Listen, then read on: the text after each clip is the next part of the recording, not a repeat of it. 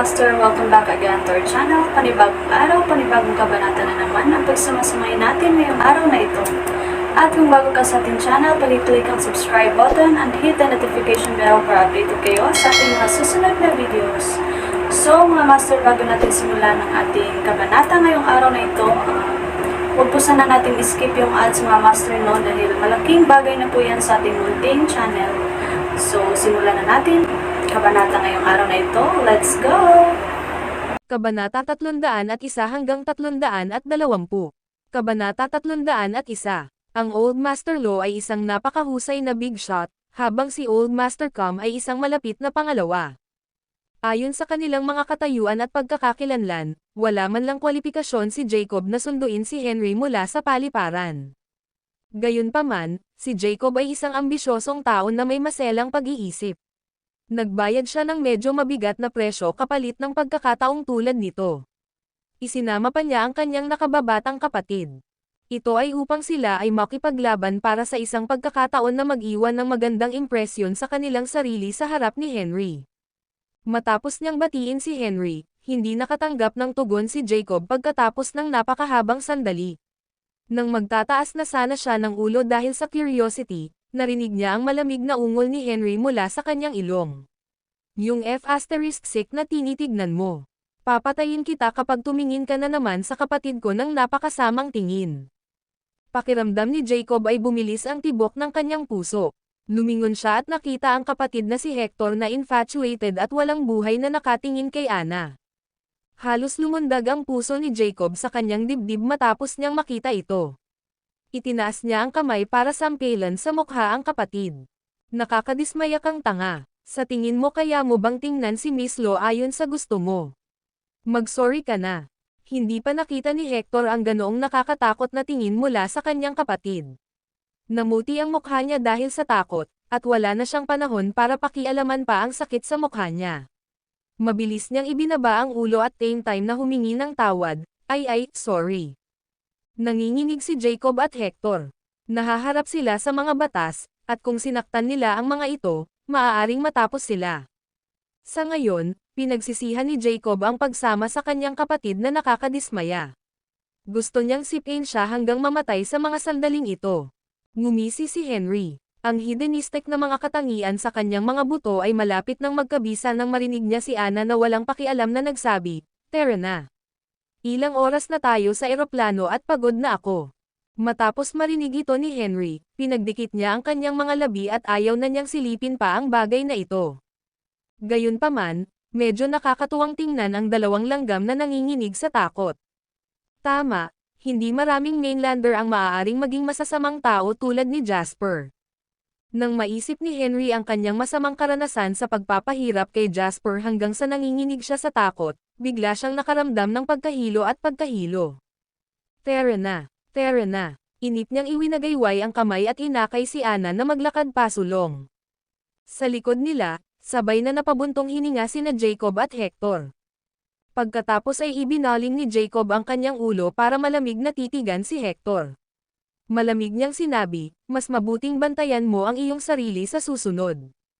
Wala akong pakialam kung gaano karaming babae ang pinagkakaguluhan mo dyan, pero kailangan mong tandaan kung anong klaseng babae ang hindi mo mahawakan.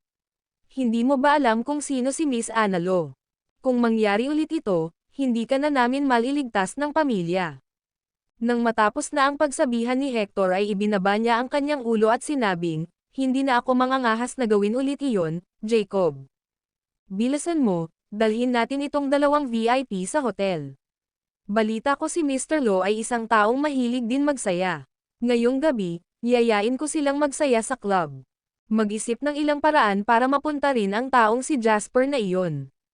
Pagkasabi noon ni Hector ay natigilan siya sa mga salita. Tinanong niya, "Sigurado ka bang angkop ang ganitong sitwasyon, Jacob?" Pagkatapos ng malamig na tawa, itinuro ni Jacob ang figure ni Henry sa harap niya at sinabing, ang isang big shot na young master na tulad niya ay sinasala ang lahat bago makipagkaibigan. Kung hindi natin ipapakita ang ilan sa ating kapangyarihan sa Swallow Capital, sa tingin mo ba ay trato niya tayo bilang mga tao? Wala ka bang beef kasama si Jasper? Mabuti kung gayon, kunin mo siya ngayong gabi. Sisirain natin siya sa harap ni Mr. Lo and at the same time, maipapakita natin sa kanya ang kapangyarihan ng Combs. Nagningning ang mga mata ni Hector nang itinaas niya ang kanyang hinlalaki. Sabi niya, Jacob, ikaw ang pinakamahusay. 2 ibon ang pinapatay mo gamit ang isang bato. Ang video na ito ay edited by Urban Storytelling. Kabanata 302. Nagbubulungan pa ang magkapatid na Cam nang marinig nila ang naiinip na boses ni Henry mula sa kanilang likuran. Naliligaw ka ba? Bakit ang bagal mo? Tumugon ang magkapatid at mabilis na tumakbo. Hawak nila ang mga malita ng batas at sabik na maasikaso. Habang sumusunod sa likuran nila ay may hawak na malaking malita si Hector. Kahit mabigat, tuwang-tuwa siya. Kung tutuusin, ito ang malita ni Mr. Hindi lahat ay pinayagang magdala ng kanyang malita.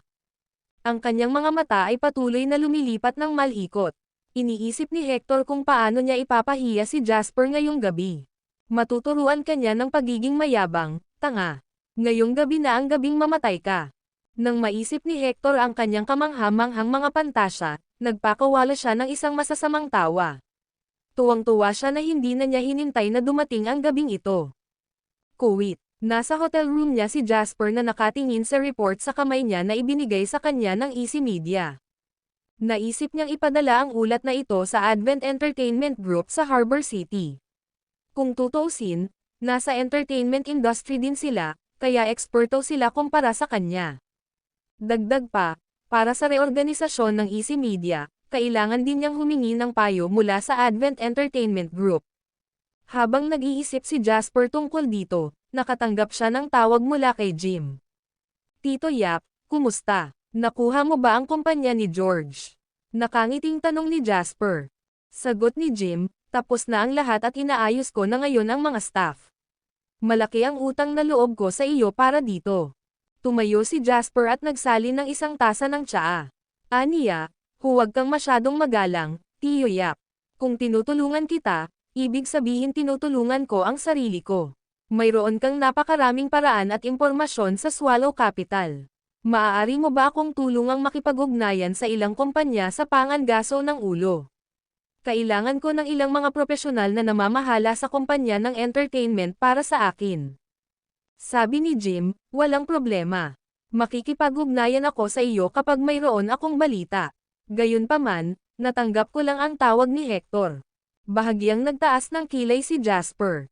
Ilang araw na siyang naghihintay pero tahimik lang si Hector this whole time. Mukhang wala siyang gagawin pero sa wakas ay nagpakita na siya ngayon. Tinanong niya kami na pumunta sa Horry Stock ngayong gabi. Alam ko ang lugar na ito. Ito ay isang maliit na clubhouse na itinatag ni Hector at ng mga miyembro ng residence. Maaari kang kumain, uminom, at magsaya doon. Ito ay tulad ng kanilang base. Kaya, sa tingin ko, walang magandang mangyayari ngayong gabi dahil tinanong nila tayo. Mahinang sabi ni Jasper matapos marinig ang sinabi ni Jim, ano pa ang sinabi niya. Napangiti ng mapait si Jim at sinabing, sa totoo lang, wala akong may tatago sa iyo. Sabi niya kapag hindi kami samipot, sisipakan niya muna ang kumpanya ko at sa kanya ako papatayin. Ang mga tao sa aking industriya ay tiyak na makakaranas ng ilang mga problema at hindi namin mahawakan ang isang inspection. Plano kong maghanap ng ilang kaibigan para makita kung tutulungan nila akong magulo ito. Naiintindihan naman ni Jasper ang pait sa mga sinabi ni Jim. Aniya, Uncle Yap, hindi mo kailangang maghanap ng iba. Hindi ko akalain na sasaktan ng mga kaibigan mo ang Combs para sa iyo. Pupunta lang kami. Mabilis na sinabi ni Jim, Jasper, iba ito sa huling pagkakataon. Mas delikado na ngayon. Kung pupunta tayo, tiyak na mahihirapan tayo. Hindi tayo makakapunta. Tito Yap, hindi natin may tatago sa mga ganitong klaseng tao. Kung gaano tayo nagtatago, iniisip nila na natatakot tayo at mas magiging matindi sila. Ang tanging paraan upang talunin sila ay ang pag-atake sa kanila pabalik. Natahimik si Jim saglit. Kinagat niya ang kanyang mga ngipin at sinabing, sige, makikinig ako sa iyo. Gawin natin. Worst comes to worst, isasara ko na lang ang kumpanyang ito at babalik sa probinsya para mabuhay sa biyenan mo. Tumawa si Jasper at sinabing, hihintayin kita na sunduin ako sa gabi. Bandang gabi, nagmaneho si Jim sa hotel para sunduin si Jasper. Sa pagkakataong ito, dinala ni Jasper si Julian na wala ring magawa. Habang papunta doon, mukhang balisa si Jim. Tito Yap, paano kayo naging kaibigan ng biyenan ko? Siguradong mababa ang tingin niya sa iyo. Matapos ang pakikipag-ugnayan sa isa't isa nitong ilang araw, naging malapit na ang dalawa. Dahil dito, nagsimulang makipagbiroan si Jasper kay Jim. Malungkot na sabi ni Jim, ako ang minamalas sa kanya. Sino sa tingin niya para maliitin ako? Magkaiba talaga kayong dalawa. Tito Yap, masyado kang maingat at masasabing medyo mahiyain at sobrang ingat ka. Gayunpaman, ang aking biyenan ay mas matapang kaysa sa iyo, sabi ni Jasper. Hindi gaanong kailangang sabihin tungkol sa katapangan ni Dawson. Kung hindi siya nagmamadaling pumasok sa pamumuhunan at halos nakuha niya ang lahat ng kanyang mga ari-arian mula sa kanya. Ang video na ito ay edited by Herban Storytelling. Kabanata 303. Ang katotohanan na siya ay nakikisali sa industriya ng real estate ay dahil din sa ibinigay sa kanya ni Jasper ang ideya. Matapos imbestigahan at mapagtanto ang potensyal nito, agad siyang nagtayo ng isang kumpanya para dito. Kung ikukumpara sa kanya, marami talagang dapat matutunan si Jim. Pinag-isipan ito ni Jim at napagtanto niyang tama si Jasper. Napangiti siya. Ganyan lang talaga siya. Maaari ko lamang iugnay ang aming mga taon ng mahigpit na pagkakaibigan sa kapalaran. Dapat kong sabihin na magkamukha kayong dalawa. Ngumiti si Jasper. Gusto kong isipin na mas bihasa tayo sa discernang. May mga bagay na hindi mo kayang ibigay. Urong ka ng isang hakbang at mas marami ka pang dadalhin hanggang sa mahulog ka sa bangin kapag naubusan ka na ng hakbang. Walang maaawa sa iyo ngayon kung hindi ka handang lumaban. Napaisip si Jim sa huling sinabing iyon at tumango bilang pagsang-ayon. Oo, matapos makilala ang napakaraming tao na may ganoong maimpluwensyang background ng pamilya sa Swallow Capital sa lahat ng mga taon na ito, medyo naliligaw na rin ako. Lagi akong natatakot na hindi ko sinasadyang masaktan ang isang tao. Sa tingin ko ang iyong propesyon ay may bahagi din dito. Isa kang business consultant, kung tutuusin. Hindi magiging mabuti para sa iyo na saktan ang iyong mga customer. Ngumiti si Jasper at binigyan ng magiliw na salita si Jim para hindi siya mapahiya.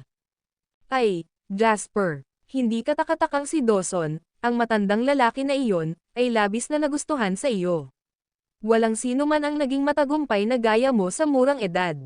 I wouldn't say that your ability is any less than Dawson's back then. Ngunit wala man lang akong mahanap na bahid ng mapagmataas na apoy sa iyo. Ang matandang lalaki na ito ay talagang natagpuan ang kanyang sarili na isang kayamanan sa pagkakataong ito. Naiinggit na bulalas ni Jim.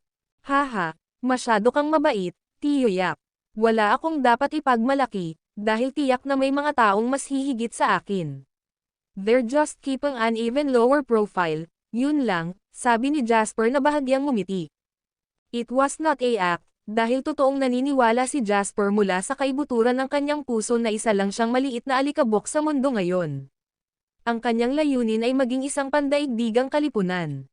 Ang lahat na nagawa niya hanggang sa puntong ito ay wala kong ikukumpara sa mga conglomerates na iyon. Pagkatapos ng lahat, ang kinokontrol ng mga conglomerates na ito ay ang mga ekonomiya ng maraming bansa. Iyon ang mga totoong big shot. At tumanggi si Jasper na mamuhay ng simple at payak na buhay ngayong kailangan niyang magsimulang muli. Kinailangan niyang abutin ang bawat pagkakataong naroon upang magawa niya ang kanyang daan sa mas sopistikadong antas ng hakbang-hakbang. Masyado kang humble, Jasper. Ngunit ito ay hindi isang masamang bagay. Walang kwenta kayong mga kabataan na maging napakayabang pa rin. Tumango si Jim, bumantong hininga sa loob sa paghanga. Hindi siya naglakas loob na isipin kung gaano kahusay ang makukuha ni Jasper kung magpapatuloy siya sa ganitong bilis. Habang nag-uusap sila, dumating ang dalawa sa isang marangyang istruktura sa tabi ng worker stadium. Nandito na tayo, Tio Yap. Ang apat na palapag na gusali ay hindi mataas, ngunit umabot ito sa isang malaking patag ng lupa. May 3 pasukan at labasan sa hardin sa likod nito. Ang simpleng gusali mismo ay napakamahal. Sa pinto ay may nakasulat na Hori Stock, at may 2 server sa pinto. Ang Hori Stock ay hindi bukas sa publiko, mga ginoo. Pakipakita ang iyong mga membership card, magalang na hiling ng isang server. Napatingin si Jasper kay Jim. Walang dahilan para magkaroon siya ng membership card. Sinabi sa amin ni Hector na pumasok, tumayo si Jim para magsalita. Natigilan sandali ang server bago sumili ang nakakatakot na ngiti sa kanyang mga tampok. Hindi na kasing galang ang kanyang ugali nang sumagot siya ng simpleng, kayo dapat si Jasper at Jim, kung ganoon. Pumasok ka na lang sa loob. Ipinaalam na sa amin ni Mr. Com ang pagdating mo. Hindi sinaliksik ni Jasper ang pagbabago sa ugali ng server at pumasok sa mga pintuan. Sa kabilang banda, pinandilatan ni Jim ang mga server na nakatingin sa kanila bago siya mabilis na sumunod kay Jasper sa loob. Jesus, bakit nagpapanggap pa ang dalawang iyon na cool? Mga patay na tao na silang naglalakad, bulong ng server na nakayuko na ang ulo. Sa likod nila, biglang huminto si Julian at walang pakialam na tumingin sa mga server. Nakangiti siya habang naglalakad sa pintuan. Magsasalita na sana ang server at nabigla na lang siya nang makita niyang nabaluktot na ang solidong bronze handle dahil sa abnormal na lakas ni Julian. Namutla ang kanyang kutis, at ang server ay masyadong natigilan sa pagsasalita. Wala na siyang nagawa kundi panoorin si Julian na sinundan si Jasper at naglakad papalayo. Pumasok si Jasper sa mga pintuan at huminto lamang nang makapasok siya sa malaking sala. Biglang bumagsak ang isang agos ng tubig mula sa itaas ng walang paabi at tumalsik sa lugar sa harap ng paanan ni Jasper. Kung hindi tumigil si Jasper sa oras, basang-basa na siya ngayon. Tumingin si Jasper ng walang pakiramdam at nakita si Hector na may kamay sa rehas sa ikalawang palapag at nakataas na bote ng mineral water. Tawa ng tawa si Hector habang inihagis ang bote kay Jasper. Siya ay nagsalita sa alinman sa isang maliwanag o masamang tono. Ang swerte mo ngayon. Halika na, hindi na ako makapaghintay na iharap mo ang iyong ulo sa isang pilak na pinggan. Ang video na ito ay edited by Urban Storytelling. Kabanata 304. Tumangala si Julian at galit na tumingin kay Hector habang tinatapakan ang bote ng mineral water na tumulo sa gilid ng mga paa ni Jasper. Ang kailangan lang ay isang salita mula kay Jasper at si Julian ay aakyat sa itaas para bugbugin si Hector. Ano ito? May dala ka bang aso ngayon? Walang pakialam si Hector sa mabangis na titig ni Julian. Sinenyasan ni Jasper na kumalma si Julian habang umaakyat sa hagdan patungo sa ikalawang palapag. Nakatayo sa harap ni Hector, nagtanong siya habang hindi nababahala, iyan na lang ba ang mayroon ka? Nagalit si Hector sa walang kabuluhang ekspresyon ni Jasper at ngumiti ng nakakaawa. Para kanino ka nagpapanggap sa malakas na harapang ito? Hindi ka na magkakaroon ng pagkakataon na umiyak mamaya kapag tapos na ako sa iyo. Laking gulat ni Jim nang masaksihan niya kung paanong ilang saglit na nabasa si Jasper sa tubig at hindi niya napigil ang magsalita. Watch your words, Hector. Alamin ang iyong mga hangganan. Malamig na sinulyapan ni Hector si Jim at nginisyan, ano ang naiinip mo, matandang lalaki? Relax. Ang dalawa, hindi, kayong tatlo ay mamamatay ngayong gabi. Hindi lang ikaw ang gustong patayin ako, pumili ka. Hindi tulad ng sino man sa inyo na natupad ang iyong mga hiling, bagaman. Bahagyang tumawa si Jasper. Napakurap-kurap si Hector at nakangising tinitigan si Jasper. Huwag kang mag-alala, sisiguraduhin kong hindi mo makikita ang sikat ng araw bukas. Kaya nga sinasabi ng mga tao na ang tubig ay umaagos ng malalim sa Swallow Capital. Huwag masyadong mataas ang tingin sa iyong sarili dahil sa kumita ka ng kaunting pera. Kahit na ang pinakamatigas at pinakamabangis ay yumoko sa akin dito sa Lunok Capital. Sa tingin mo, ilang buhay na ang mayroon ka, para kumilos ng bongga sa harap ko? Ngumisi si Hector nang matapos siyang magsalita at tumalikod na para pumasok sa private room. Lumapit si Jim at bumulong kay Jasper, masama ang pakiramdam ko tungkol dito. Okay lang, mahinang sagot ni Jasper, gusto kong malaman kung anong trick ang mayroon siya. With that, sinundan ni Jasper si Hector sa private room. Ito ay isang pribadong silid, sapat na malaki upang mag-host ng isang party ng higit sa 100 tao, ngunit mayroon lamang isang binata na nakaupo sa gitna ng sofa ngayon. Lumapit si Hector at yumoko para bumulong sa lalaking may kaunting pagkakahawig sa mukha. Nandito siya, Jacob. Tumangala si Jacob at nakita niya si Jasper na pumasok sa kwarto kasama ang dalawa pang nakasunod. Ngumiti siya at naglakad para tumayo sa harap ni na Jasper at Jim. Kumirat ang puso ni Jim nang makita si Jacob. Siyempre, kilala niya ang lalaki. Siya ang nakatatandang kapatid ni Hector, at tatlo, walang apat na beses na mas mahirap kaysa sa kanyang nakababatang kapatid. Jim Yap, di ba?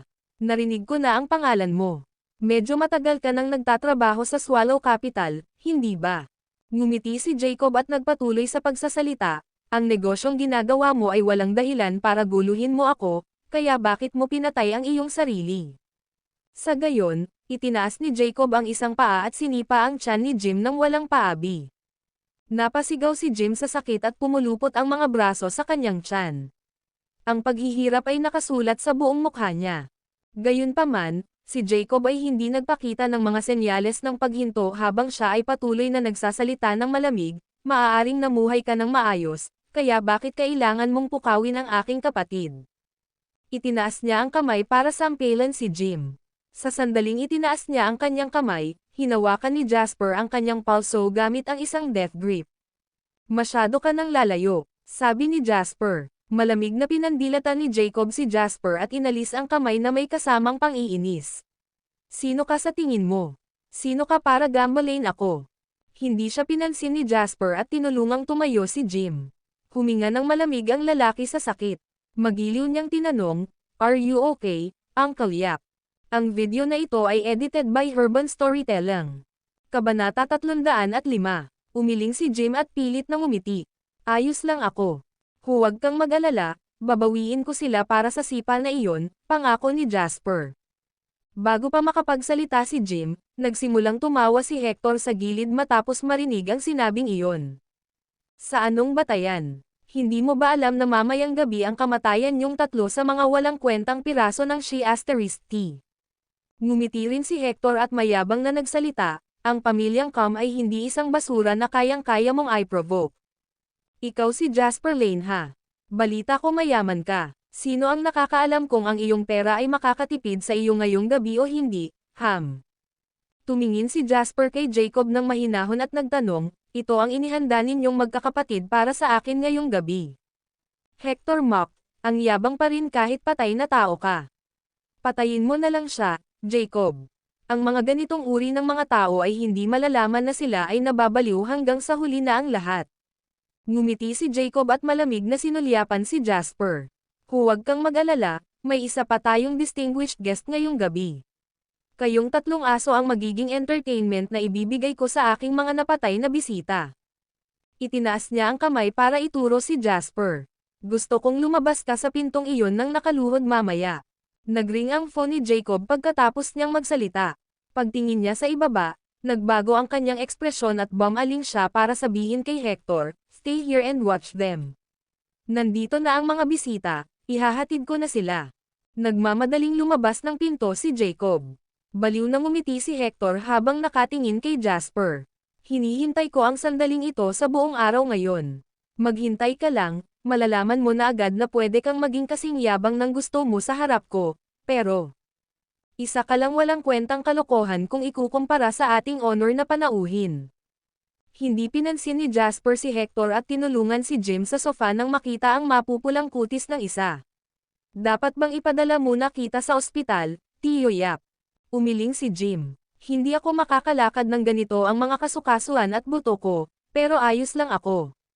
Kaya ko pang kumapit. Tumanggaw si Jasper. Kumapit ka lang ng kaunti, kung ganoon. Kami na ang magdedesisyon kung ano ang gagawin ko pagkatapos kong harapin ito.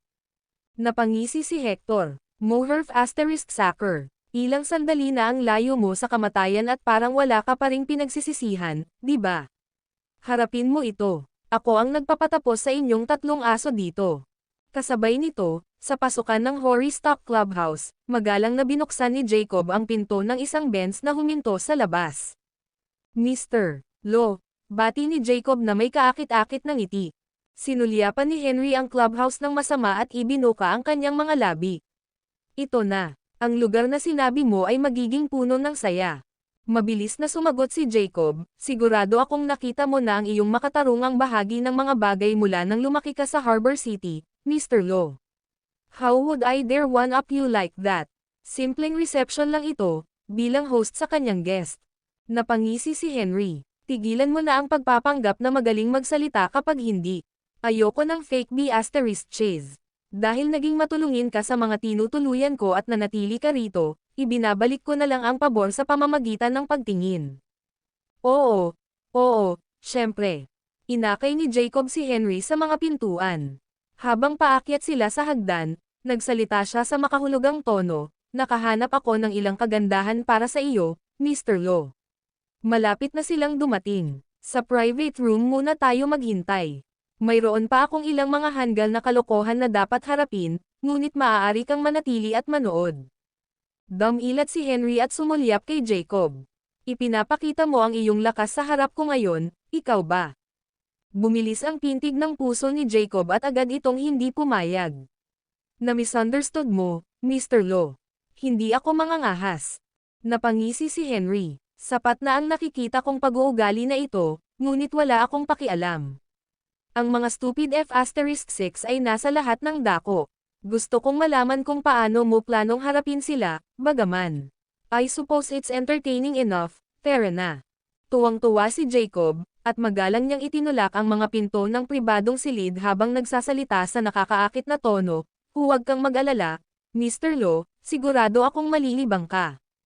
Gayunpaman, sa sandaling itinulak ang mga pinto, biglang napagtanto ni Jacob na si Henry ay nakaugat kung saan siya nakatayo sa tabi ng pinto.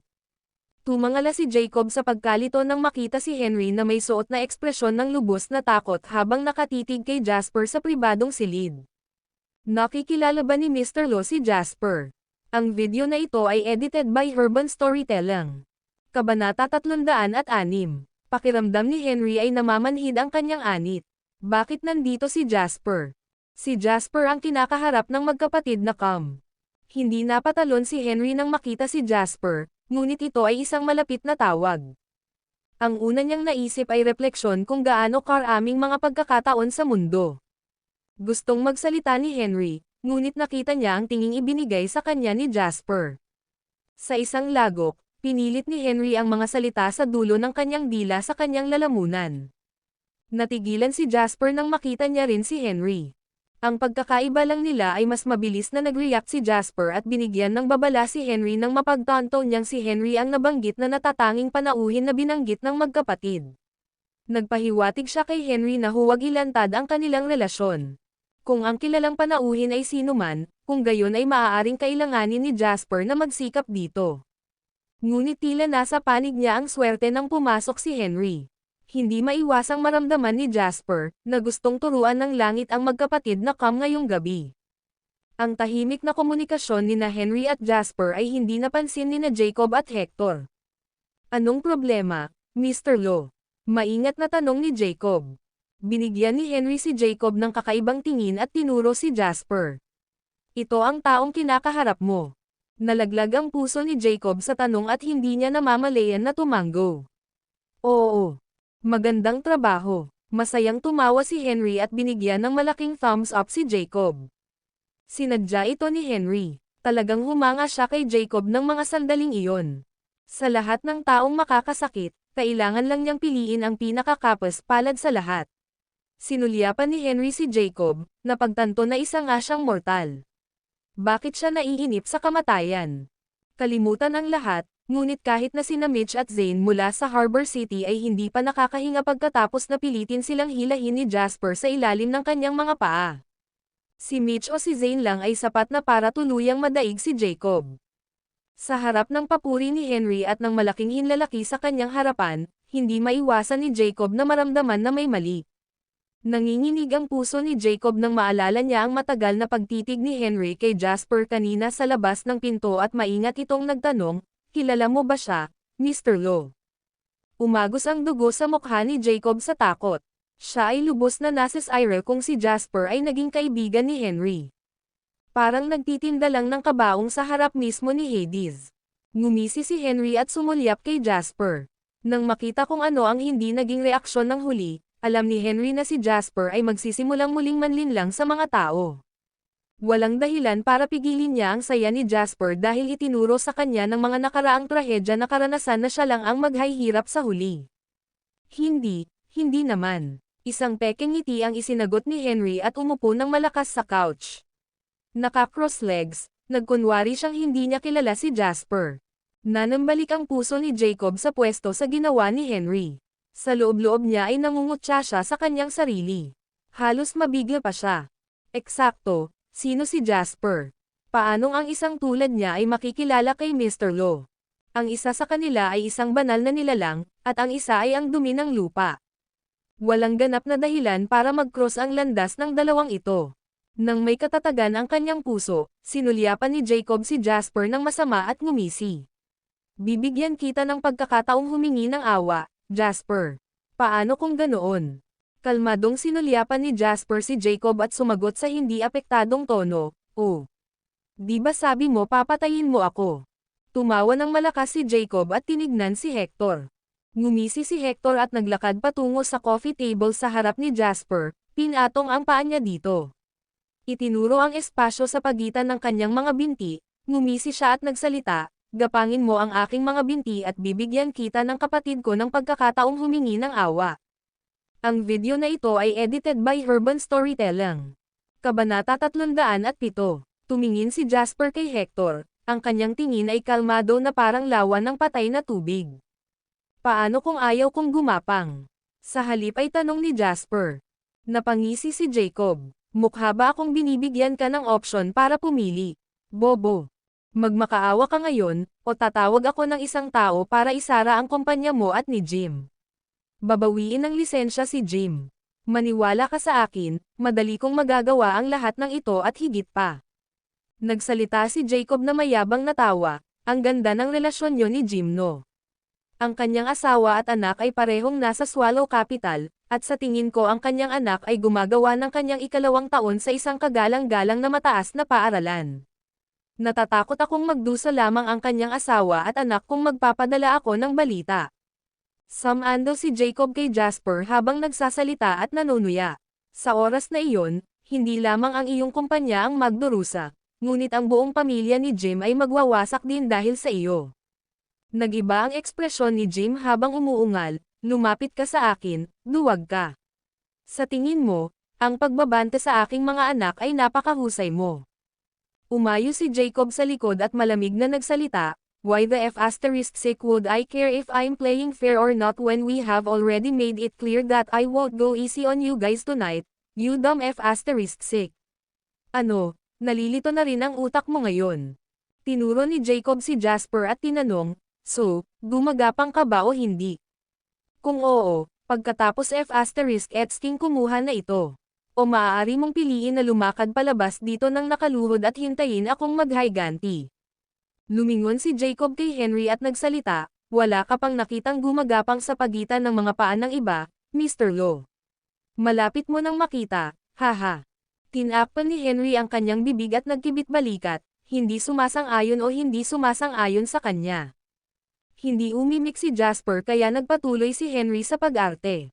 Ganon pa man, gustong-gusto niyang kunin ang bote ng alak sa coffee table at iduyan ito sa likod ng ulo ng dalawang tulala na magkapatid na Cam. "I did some investigating," nagsimulang magsalita si Jasper habang hindi naaapektuhan ang tingin kay Jacob. "Kayong mga Combs ay gumawa ng mga resulta pagdating sa pag-promote sa pamamagitan ng salita ng bibig, kaya naman pareho kayong nagtatrabaho sa industriya ng media. Mayroon kang napakaraming kumpanya ng media sa ilalim ng iyong pangalan at kumikita ka ng kaunti bawat taon." Pinanliitan ni Jacob ng mata si Jasper at nginisyan. Ano ang saysay ng sabihin ang lahat ng ito ngayon? Ano, natatakot ka ba? Gusto mong ibalik ang kumpanya? Oo naman, ngunit may utang ka sa aking kapatid na 20 milyong halaga ng kabayaran para sa moral na pinsala. Pagkatapos ay pakakawalan na kita. Nagningning ang mga mata ni Hector at agad naman itong pumayag. Eksakto, 20 milyon na ang naaawa sa'yo. Ibalik mo sa akin ang kumpanya ko at pakakawalan na kita kapag bumuti na ang mood ko. O maaari kang magpaalam sa iyong nag-iisang anak na lalaki. Napabuntong hininga si Jasper. Mas magiging mas madali para sa akin na bumawi kapag mayroon kang sariling negosyo sa industriya ng media. Wait lang, okay. Tumangala si Jasper para salubungin ang mga mata ni na Jacob at Hector, at malamig siyang nagsalita, "O maaari mo ring gamitin ang iyong makasarili na paraan para subukan at talunin ako. Ang bawat tao para sa kanyang sarili. Nagdilim ang mga ekspresyon ni na Jacob at Hector, at malamig silang nagsalita. Hindi mo talaga alam kung kailan ka hihinto, di ba? Sa tingin mo kaya mo akong ipaglaban sa Swallow Capital? Sa anong batayan? Mas madali para sa akin na durugan ka kaysa sa langgam sa Swallow Capital. Nakakatawa ka. Bumalik ka at hintayang magsara ang kumpanya mo. Ikaw ang aktibong naghahanap ng kamatayan, Jasper. Huwag mo akong sisihin sa pag-iwan sa iyo ng isang kahangahangang aral. Ipapaalam ko sa iyo na ang iyong mga panlilinlang at ang iyong kapital ay walang iba kundi isang umutot sa akin. O sa tingin mo may koneksyon ka para makitungo sa akin?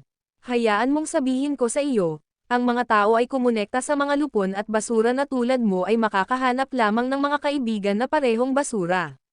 As if makakahanap ka ng taong maglakas loob na tumayo laban sa akin. Puff! Iniluwa ni Henry ang tubig na iniinom niya sa mukha ni Jacob habang ang isa ay nagsasalita ng malaki tungkol sa kanyang sarili. Agad namang nabasa ang mukha ni Jacob. Tinitigan ni Henry si Jacob ng madilim na mga mata. Basura ang mga kaibigan ni Jasper. So ibig mong sabihin, basura rin ako. Sa pagkatao ni Henry, walang paraan na matiis niya ito. Kung hindi siya tiningnan ni Jasper noong una siyang pumasok, tatapusin na sana ni Henry ang dalawang magkapatid na ito sa mismong lugar. Mr. Lo, ano ka ba? Pinunasan ni Jacob ang mukha niya. Dahil siya ay mayabang at mapagmataas, ito ang huling bagay na inaasahan niya. Pabalik-balik na tanong niya. Bago niya makumplito ang kanyang pangungusap, nagpadala na si Henry ng isang malaking sampal sa kanyang mukha. Mr. Lo, your Moherf asterisk Edsking foot. How dare you call me trashy? You Moherf asterisk sacker. F asterisk CQ at ang buong pamilya mo, B asterisk Turk. Bumangon si Henry na dumura sa kanyang bibig. Ang kanyang titig ay malamig, at ang isang sampal sa mukha ni Jacob ay halos hindi sapat upang mabusog ang kanyang galit. Itinaas ni Henry ang kanyang paa at sinipa si Jacob sa sahig, na dinala si Hector kasama niya. Kasunod noon ay nilinggan ni Henry si Jasper na may inosenteng tingin sa mukha. Jesus! Itong dalawang tanga. Hindi ko na talaga napigilan, Jasper, sorry. Ang video na ito ay edited by Urban Storytelling. Kabanata 308. Tumahimik ang silid at tila nanigas ang hangin sa kanilang paligid. Ang kapaligiran ng silid ay naging lubhang kakaiba. Ilang sandali pa bago napagtanto ni na Jacob at Hector, natulala sa sahig, kung ano ang nangyayari. Sa sandaling iyon, kahit na ang mga idiot ay alam na magkakilala sina Henry at Jasper. Hindi lang sila magkakilala, pero espesyal din ang kanilang pagsasama. Kung hindi, hinding-hindi hihingi ng tawad si Henry kay Jasper sa ugali niya.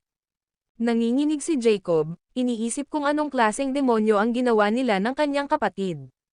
Siya ay isang tao na kahit na si Henry ay iniisip ang kanyang opinyon at damdamin. Mr. Lo, ano? Tinapon ni Jacob ang mukha niya at nauutol. Bago pa niya matapos ang sasabihin ay sinipa na naman siya ni Henry sa mukha. Ito ay isang marahas na sipa, na agad na nagbigay ng dugo kay Jacob. Sinabi ko sa iyo na huwag mo akong tawaging Mr. Lo. Puno ng galit ang titig ni Henry. Pabagsak siyang naupo sa sofa, nagsalita siya ng may panunuya. Paano ko kaya matatanggap ang ganoong karangalan na titulo mula sa magkapatid na kasing dakila ninyong dalawa? Hindi mo ba alam kung sino siya? Anong magandang trabaho ang ginawa mo doon?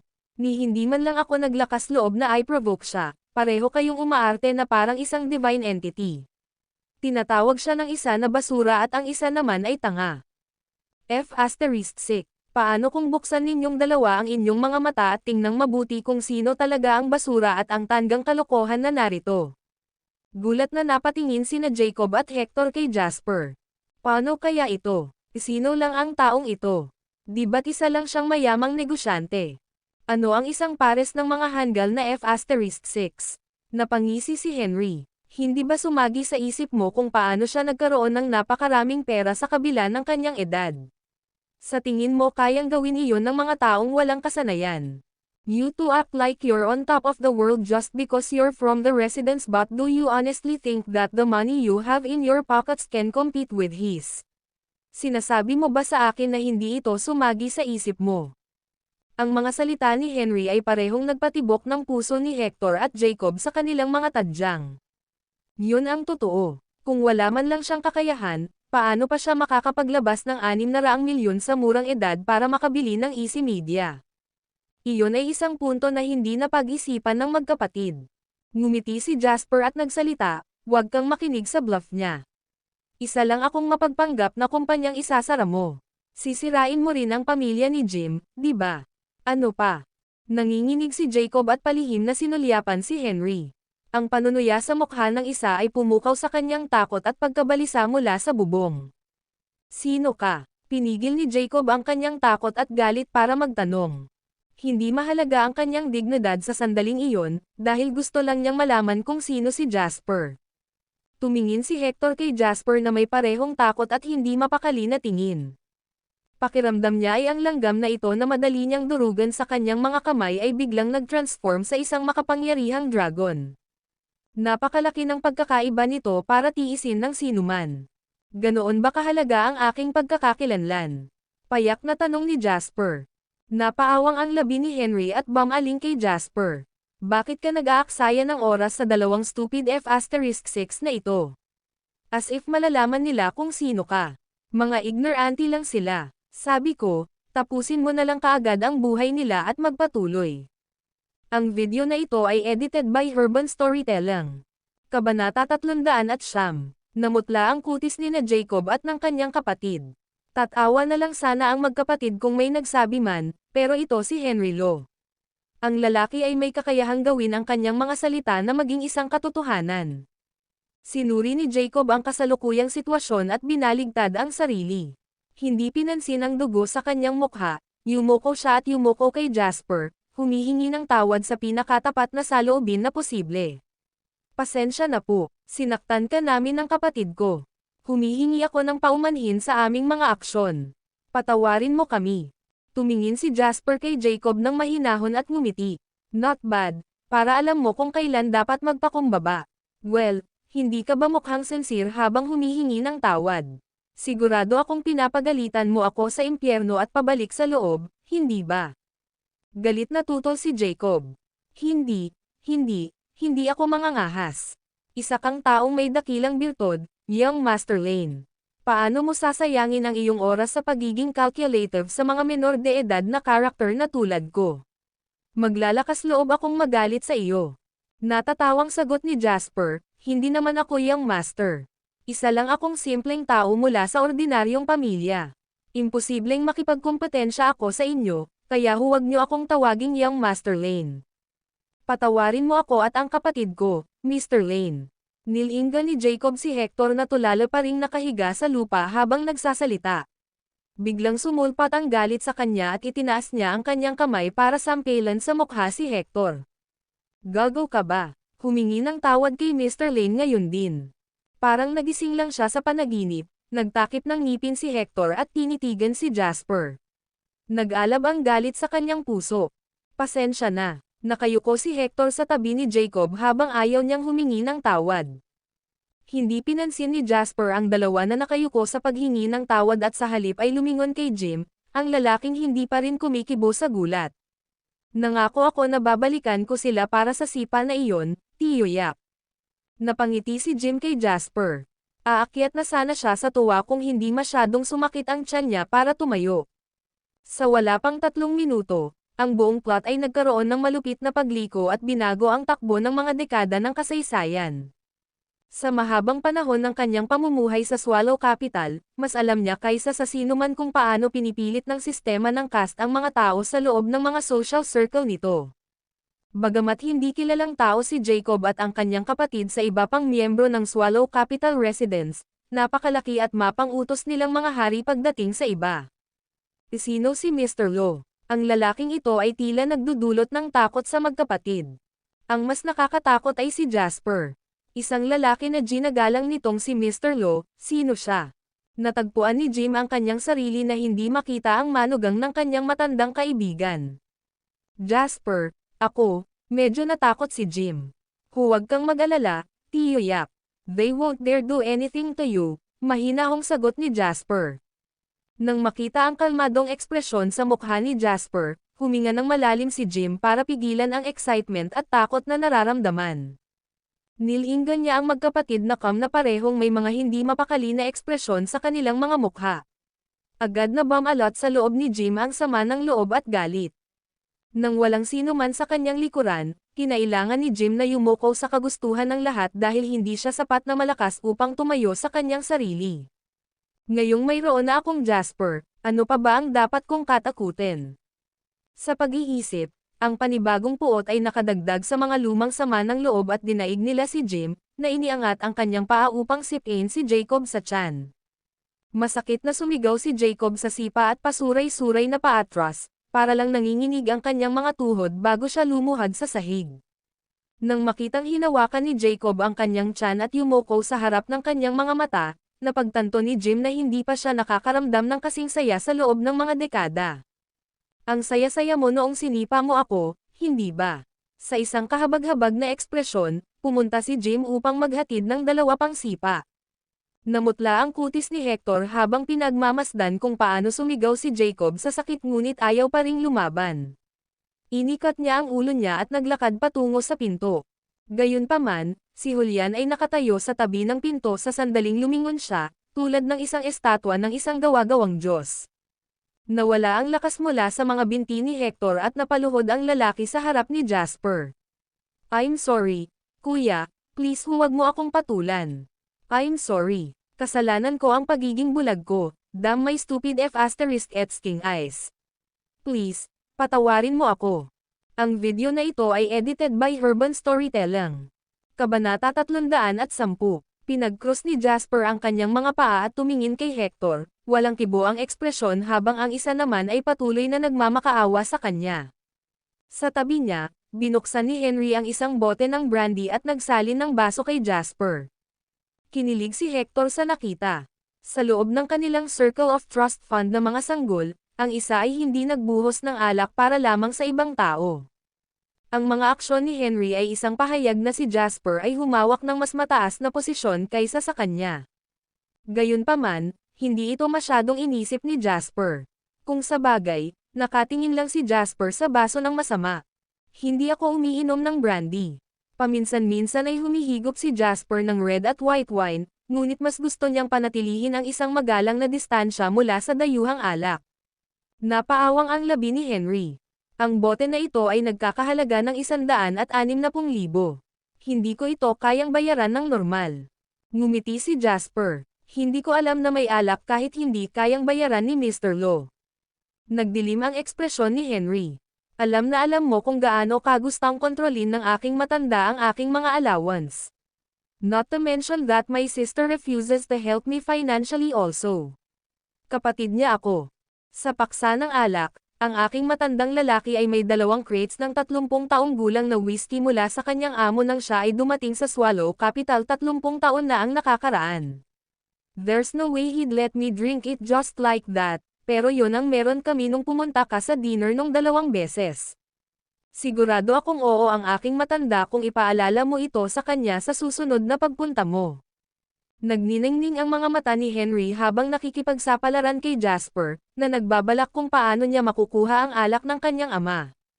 Wala siyang ideya na ang kanilang palitan ay nagdudulot ng panginginig sa likod ni na Jacob, Hector, at Jim. Itong matandang si Henry ang tinutukoy. Ito ay dapat na Zachary Lo, ang tao ng pamilya ng batas. Ang mga salita ni Henry ay nagbigay sa kanila ng impormasyon na magpapasindek sa buong bilog ng mga trust fund na sanggol sa Swallow City. Hindi lang close sina Jasper at Henry, ang dating ay isang taong madaling maglakad papasok at palabas ng bahay nila. 2 beses na inimbitahan ng pamilya Lo si Jasper sa hapunan. Ano ang ibig sabihin nito? Maaari mong itanong. Ibig sabihin, hindi lang kaibigan ni Henry si Jasper. Kaibigan ni Jasper ang Lo family. Ito ay isang ganap na naiibang konsepto. Ang pagkakakilanlan at katayuan ni Jasper ay agad at walang katapusan na bumangon. Walang sino man sa kanilang henerasyon ang maaaring pumasok sa bahay ng pamilya ng batas ayon sa kanilang gusto, o itinuturing na kaibigan ng pamilya ng mga batas. Magulo pa rin ang emosyon ni Jacob at nang dalawa nang muling magsalita si Henry. Dumating din ang kapatid ko sa Swallow City. Nagpapahinga siya ngayon sa hotel room niya. Ang ginagawa niya araw-araw ay madaliin akong tapusin ang aking negosyo para madala ko siya sa iyo at mabigyan ka ng sorpresa. Paano naman ikaw? Samahan mo ako mamaya ha. Bibigyan natin siya ng surpresa sa pagkakataong ito. Sina Jim, Jacob, at Hector ay tumingin kay Jasper na may kakaiba at komplikadong mga tingin. Sa wakas ay naunawaan na nila kung sino si Jasper. Siya ang manugang ng pamilya Lo. Ngayon ang lahat ay nagkaroon ng kahulugan. Nandito rin siya. Gulat na bulalas ni Jasper. Sige, tapusin na natin ito. With that, tumayo si Jasper at naglakad papunta kina Jacob at Hector. Nawalan ng kulay ang mukha ng dalawa. To be absolutely honest, I'm just a mere businessman. Ang pangunahing dahilan kung bakit ayaw kong makipag-ugnayan sa mga miyembro ng residence ay dahil sa kung gaano ito kagulo. Sinalubong ng kakaibang ekspresyon ang mga salita ni Jasper sa magkapatid, ngunit walang masabi ang dalawa. Ngunit ang gulo ay parang hinahanap ako kapag ayaw kong hanapin ito. Sabihin, halimbawa, kayong dalawa. Hindi naman sa matatakot ako kapag may kumakatok sa aking pintuan. Dahil hindi ako aktibong naghahanap ng gulo ay hindi nangangahulugang natatakot ako dito. Yan ang motto ko. Ang video na ito ay edited by Herban Storytelling. Kabanata 311. Dahil doon, pinilit ni Jacob ang sarili na magsalita, Mr. Lane, kasalanan ko talaga at ng kapatid ko ito. Patawarin mo kami sa isang pagkakataon. Ipinapangako ko na hindi ka na namin guguluhin muli. Ngumiti si Jasper. Naniniwala ako sa iyo. Dahil sa sinabi ni Jasper, nakahinga ng maluwag si Jacob at ang kanyang kapatid. Na lahat ng sinasabi mo ngayon ay totoo, ngunit hindi ako makasigurado na balang araw ay hindi mo maiisip ang kahihiyan na naramdaman mo ngayong gabi at makakaisip ka ng isang planong guluhin ako. Sabi ko naman sa'yo diba? Ayoko ng gulo. Ang tono ni Jasper ay unti-unting naging matigas. Pinunasan ni Jacob ang dugo sa mukha at muling nagmakaawa. Please, Mr. Lane. Ipinapangako ko na hindi ka na namin guguluhin muli. Kung sasabihin kong umalis ka sa industriya ng media at entertainment, magagawa mo ba? Tanong ni Jasper. Nagbago ang ekspresyon ni Jacob. Ang industriya ang pangunahing pinagkukunan ng kita ng pamilyang Kam. Siya ay kumikita ng 10-10 milyong kita taon-taon mula sa ilang mga kumpanya sa ilalim ng kanyang pangalan. Ito ay hindi isang tanong kung payag ba siya o hindi dahil ito ay nakakasagabal sa pinagmulan ng kanyang pamilya. Wala siyang karapatang magdesisyon. Mukhang ayaw mo. Kinuha ni Jasper ang ekspresyon ni Jacob at mahinang sinabi. Dahil ayaw mong umalis mag-isa, ako na lang ang magpapalayas sa'yo. Nang makita ang matigas na ugali ni Jasper, ibinuka ni Hector ang kanyang bibig para tumutol sa gilid. Masyado ka na, Jasper. Hindi nagpapigil si Hector. So paano kung mabigat si Jasper? Siya ay tagalabas pa rin at ayaw kong maniwala na ang pamilya ng Lo ay puputulan ang ugnayan sa atin dahil lamang sa kanya. Humihingi sila ng paumanhin kung iyon ang gusto niya, ngunit walang paraan na papayag ang magkapatid na Kam kapag sinabihan na putulin ang isang mapagkukunan ng kapalaran ng kanilang pamilya. Masyado bang malayo ang pupuntahan ko? Naiintrigang tumingin si Jasper kay Hector at sumagot sa hindi naaapektuhang tono, sa lahat ng naririto, ikaw ang huling taong may karapatang sabihin sa akin na sobra na ang ginawa ko. Pinigilan ni Jacob si Hector bago pa man tumanggi ang kapatid at lumingon kay Jasper. Humihingi kami ng paumanhin kung iyon ang gusto mo, ngunit hindi ako papayag kung gusto mong lumabas tayo sa media at entertainment market. Mag-iwan ng dignidad sa pamilya Kam, Mr. Lane. Tapusin na lang natin ito dito bago tayo pumasa sa punto ng pagkakasundo. Wala itong may dudulot na mabuti sa ating dalawa. Buti, ang galing mo. Gusto kong makipag-usap sa mga masiglang tao. Tumawa si Jasper at inilabas ang phone niya. Ang unang tawag na ginawa niya ay sa general manager ng Easy Media. May meeting sa conference room bukas ng alas 8 ng umaga at gusto kong lahat ng department deputy managers at pataas ay dadalo. Ito ay magiging isang video call kasama ang Advent Entertainment Group ng Harbor City, na dating kilala bilang Gladness Movies. Makipag-ugnayan sa teknikal na departamento ng maaga para ma-set up nila ang mga bagay-bagay. Sa pamamagitan nito, ginawa ni Jasper ang pangalawang tawag sa telepono nang hindi man lang sinulyapan ang mga pangit na ekspresyon ng magkapatid na Kam. Ryder, ako ito, Jasper. Magkakaroon ng video conference sa 8 AM bukas kasama ang Mainland's Easy Media na nabili ko na. Ang pagpupulong ay pangunahing tatalakayin ang pakikipagtulungan sa pagitan ng dalawang kumpanya ng media upang mapaunlad ang industriya ng entertainment sa mainland pati na rin ang pagkansela sa tatlong kumpanya ng media sa Swallow Capital. Napatingin si Jacob kay Jasper sa sobrang gulat. Sa sandaling iyon, sa wakas ay nalaman niyang si Jasper ang nakatagong may-ari sa likod ng Gladness Movies ng Harbor City. Ang industriya ng entertainment ng Harbor City ay higit sa 10 beses na mas binuo kaysa sa mainland, at ang Gladness Movies ay isa sa nangungunang 4 na kumpanya sa Harbor City. Natural, ang katotohanan ay tinamaan si Jacob. Bagamat ang tatlong kumpanya sa ilalim ng pangalan ni Jacob ay nangangailangan ng mga mapagkukunan ng kanyang pamilya upang mabuo ang paraang mayroon ito ngayon, upang ihambing ito sa Gladness Movies ay paghahambing ng isang komunidad ng nayon sa isang urban na grupo. Walang kapantay. Hindi lang iyon, para itanong ni Jasper kay Henry. Mahigit sa kalahati ng mga kumpanya ng media ng mainland ay nakikipagtulungan sa mga nasa Harbor City, umaasang makapagpalitan ng pwesto sa merkado na may mga mapagkukunan. Maaari mo ba akong tulungan na ipadala ang salita kapag bumalik ka sa Harbor City? Humalaklak si Henry at sumagot, syempre, ang kanilang mga kumpanya sa Harbor City ay tiyak na magkakagulo. Ngunit sa palagay ko ay hindi mo kailangan ng tulong ko, sapat na ang pagkakaroon ng rider dude mo na magpadala ng salita sa ngalan mo. Ang iyong pangalan ay mas malakas kaysa sa akin pagdating sa mga big shot sa Harbor City. Tumawa si Jasper at inikat ang kanyang palso para ipakita ang likod ng kanyang kamay. Sige, tapos na tayo dito, tara na. Tumayo si Henry at sinundan si Jasper palabas. Mabilis ding sumunod si Jim. Saktong pagdating ni Jasper sa pinto, narinig niya si Jacob na umungol sa kanya mula sa likuran. Gusto mo ba talagang umabot ng ganyan, Jasper? Wala kang mapapala sa pag-corner sa Pamilya Cam. Ang video na ito ay edited by Herban Storytelling. Kabanata 312. Binuksan ni Jasper ang pinto sa pamamagitan ng hawakan nito at lumingon kay Jacob at Hector na may kaawa-awa at mabangis na tingin. King childish. Tapos tumalikod siya at umalis. Ang marangyang pribadong silid ay biglang nawalan ng laman, naiwan sina Hector at Jacob na nakakahiyang tumayong mag-isa sa loob.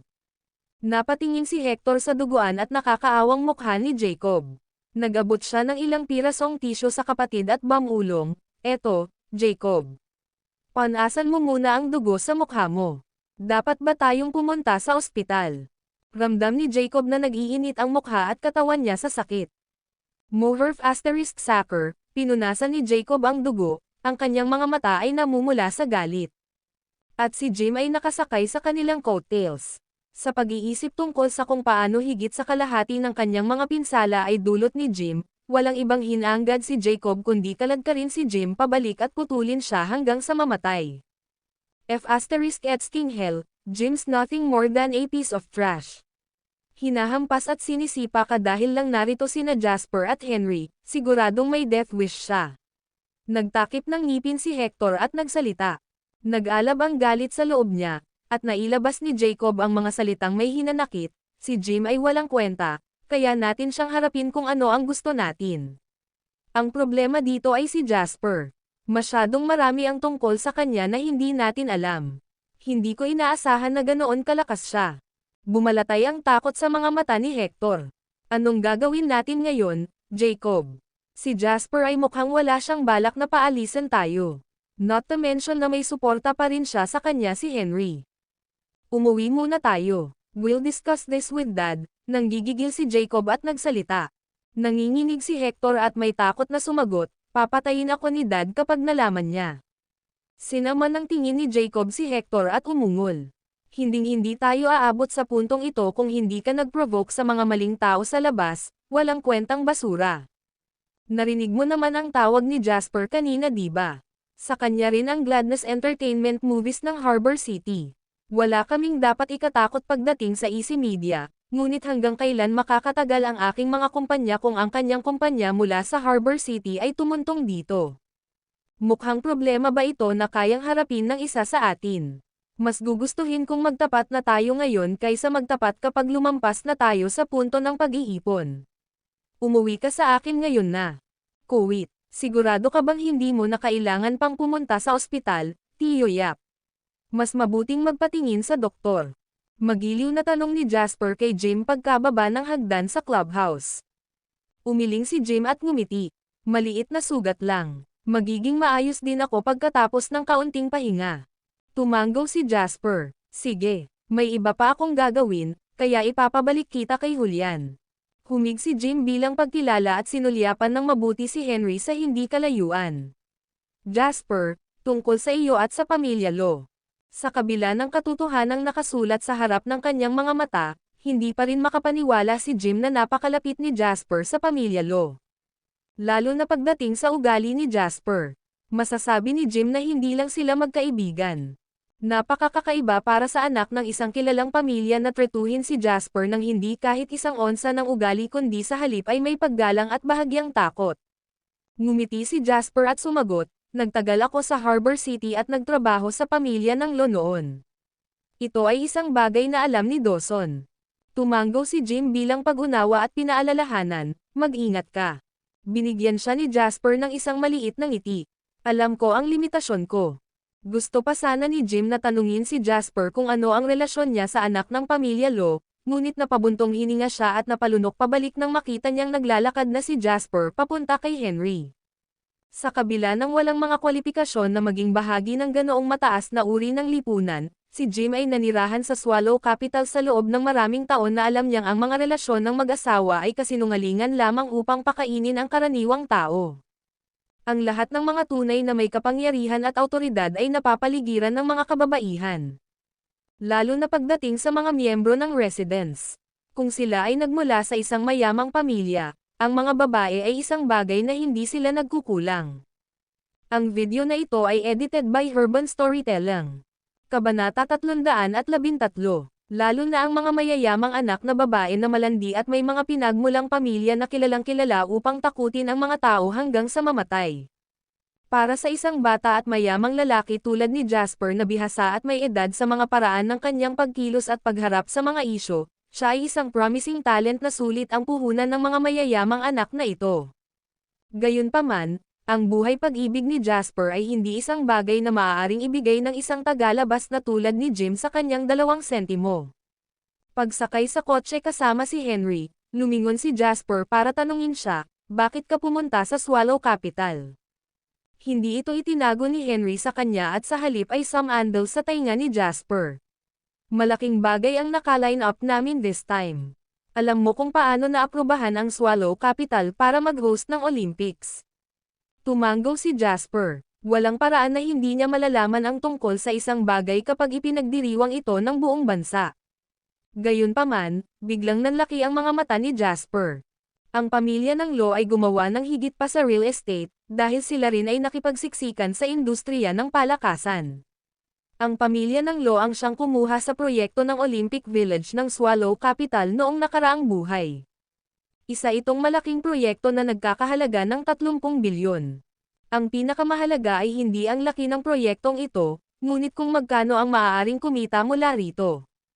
Ito ay isang pambansang antas na proyekto at hindi mabilang na mga tao ang nakatutok dito, marahil lahat ng tao sa buong bansa ay nakapansin din. Ang prestihiyo at epekto ng tatak ng pagkumpleto nito ay sapat na upang himukin ang hindi mabilang na mga negosyante ng real estate na ipaglaban ito kahit na sa gastos ng pagkalugi. Ngayong naisip niya ito, pagkatapos maaprubahan ang Swallow Capital na mag-host, wala pang 8 taon bago ang Olympics. Panahon na talaga para simulan ang pagpaplano para sa Olympic Village. Olympic Village? Tanong ni Jasper. This time, si Henry naman ang nanlaki ang mga mata sa gulat. Hindi pwede. Ang ginawa ko lang ay sabihin sa iyo ang tungkol sa pag-aproba ng Swallow Capital para sa pag-host ng Olympics at naisip mo na ang Olympic Village. Gustong-gustong buksan ni Henry ang bungo ni Jasper para tingnan kung ano ang nasa loob. Bago siya dumating, tinawag siya ng kanyang ama na si Zachary sa pag-aaral. Matagal bago niya naunawaan kung ano ang kinalaman ng Swallow Capital na inaprubahan para sa pag-host ng Olympics sa kanyang pamilya. Kahit noon pa lang, naintindihan lang niya dahil diretso na ang sinabi sa kanya ng papa niya. Ngunit nakuha ni Jasper ang kahulugan sa napakaikling panahon. Hindi maiwasan ni Henry na maghinala kung talagang ganoon kababa ang kanyang IQ. Alam ni Jasper na tama ang hula niya sa reaksyon ni Henry. Ngumiti siya at sumagot, bakit pinagkatiwalaan ka ni Uncle Lo ng isang mahalagang proyekto? Nagdilim ang ekspresyon ni Henry at naiinis siyang sumagot, ano bang problema ko? Hindi naman sa nawalan ako ng braso o binti. Anong masama kung ako ang kinatawan? Nasaraan ng loob si Henry nang makita kung paano tumingin sa kanya si Jasper na may anino ng ngiti sa labi. Fine, fine. Sasabihin ko sa iyo ang totoo. Nandito talaga ako para saklawin ang kompetisyon dahil ang buong proyekto ay teknikal na nasa papel ngunit hindi pa nakumpirma. Kapag talagang ipinaglalaban ito ng mga tao, darating si tatay at siguruhin mismo ang proyekto. Seryosong tumanggaw si Jasper. Mas makatuwiran iyon. Panipi kuwit panipi, higit pa ito sa Olympic Village sa pagkakataong ito. Mayroon pa ring ilang pangunahing istruktura ng stadium na interesado kami. Tulad ng mga lugar ng paglangoy, track, at archery. Umiling si Jasper. Sa tingin ko, dapat mong ituon ang iyong pagtuon sa ilang mga proyekto na sigurado ka. Ang buong Olympic Stadium ay magiging isang napakalaking proyekto sa kabuuan at walang paraan na maaaring tapusin ng isang tao ang buong cake. Mamamatay ka sa pagtatanim, alam mo ba? Nanlaki ang mata ni Henry sa kilabot nang tumingin siya kay Jasper. Iyan ang literal na sinabi ng tatay ko. Paano mo nagagawa iyon? Ang video na ito ay edited by Urban Storytelling. Kabanata 314, lalo na ang mga mayayamang anak na babae na malandi at may mga pinagmulang pamilya na kilalang kilala upang takutin ang mga tao hanggang sa mamatay. Para sa isang bata at mayamang lalaki tulad ni Jasper na bihasa at may edad sa mga paraan ng kanyang pagkilos at pagharap sa mga isyo, siya ay isang promising talent na sulit ang puhunan ng mga mayayamang anak na ito. Gayunpaman, ang buhay pag-ibig ni Jasper ay hindi isang bagay na maaaring ibigay ng isang tagalabas na tulad ni Jim sa kanyang 2 sentimo. Pagsakay sa kotse kasama si Henry, lumingon si Jasper para tanungin siya, bakit ka pumunta sa Swallow Capital? Hindi ito itinago ni Henry sa kanya at sa halip ay sumandal sa tainga ni Jasper. Malaking bagay ang naka-line up namin this time. Alam mo kung paano naaprubahan ang Swallow Capital para mag-host ng Olympics. Tumanggaw si Jasper. Walang paraan na hindi niya malalaman ang tungkol sa isang bagay kapag ipinagdiriwang ito ng buong bansa. Gayunpaman, biglang nanlaki ang mga mata ni Jasper. Ang pamilya ng Lo ay gumawa ng higit pa sa real estate, dahil sila rin ay nakipagsiksikan sa industriya ng palakasan. Ang pamilya ng Lo ang siyang kumuha sa proyekto ng Olympic Village ng Swallow Capital noong nakaraang buhay. Isa itong malaking proyekto na nagkakahalaga ng 30 bilyon. Ang pinakamahalaga ay hindi ang laki ng proyektong ito, ngunit kung magkano ang maaaring kumita mula rito. Ito ay isang pambansang antas na proyekto at hindi mabilang na mga tao ang nakatutok dito, marahil lahat ng tao sa buong bansa ay nakapansin din. Ang prestihiyo at epekto ng tatak ng pagkumpleto nito ay sapat na upang himukin ang hindi mabilang na mga negosyante ng real estate na ipaglaban ito kahit na sa gastos ng pagkalugi. Ngayong naisip niya ito, pagkatapos maaprubahan ang Swallow Capital na mag-host, wala pang 8 taon bago ang Olympics. Panahon na talaga para simulan ang pagpaplano para sa Olympic Village. Olympic Village? Tanong ni Jasper. This time, si Henry naman ang nanlaki ang mga mata sa gulat. Hindi pwede. Ang ginawa ko lang ay sabihin sa iyo ang tungkol sa pag-aproba ng Swallow Capital para sa paghohast ng Olympics at naisip mo na ang Olympic Village. Gustong-gustong buksan ni Henry ang bungo ni Jasper para tingnan kung ano ang nasa loob. Bago siya dumating, tinawag siya ng kanyang ama na si Zachary sa pag-aaral. Matagal bago niya naunawaan kung ano ang kinalaman ng Swallow Capital na inaprubahan para sa paghohast ng Olympics sa kanyang pamilya. Kahit noon pa lang, naintindihan lang niya dahil diretso na ang sinabi sa kanya ng papa niya. Ngunit nakuha ni Jasper ang kahulugan sa napakaikling panahon. Hindi maiwasan ni Henry na maghinala kung talagang ganoon kababa ang kanyang IQ. Alam ni Jasper na tama ang hula niya sa reaksyon ni Henry. Ngumiti siya at sumagot, bakit pinagkatiwalaan ka ni Uncle Lo ng isang mahalagang proyekto? Nagdilim ang ekspresyon ni Henry at naiinis siyang sumagot, ano bang problema ko? Hindi naman sa nawalan ako ng braso o binti. Anong masama kung ako ang kinatawan? Nasaraan ng loob si Henry nang makita kung paano tumingin sa kanya si Jasper na may anino ng ngiti sa labi. Fine, fine. Sasabihin ko sa iyo ang totoo. Nandito talaga ako para saklawin ang kompetisyon dahil ang buong proyekto ay teknikal na nasa papel ngunit hindi pa nakumpirma. Kapag talagang ipinaglalaban ito ng mga tao, darating si tatay at siguruhin mismo ang proyekto. Seryosong tumanggaw si Jasper. Mas makatuwiran iyon. Panipi kuwit panipi, higit pa ito sa Olympic Village sa pagkakataong ito.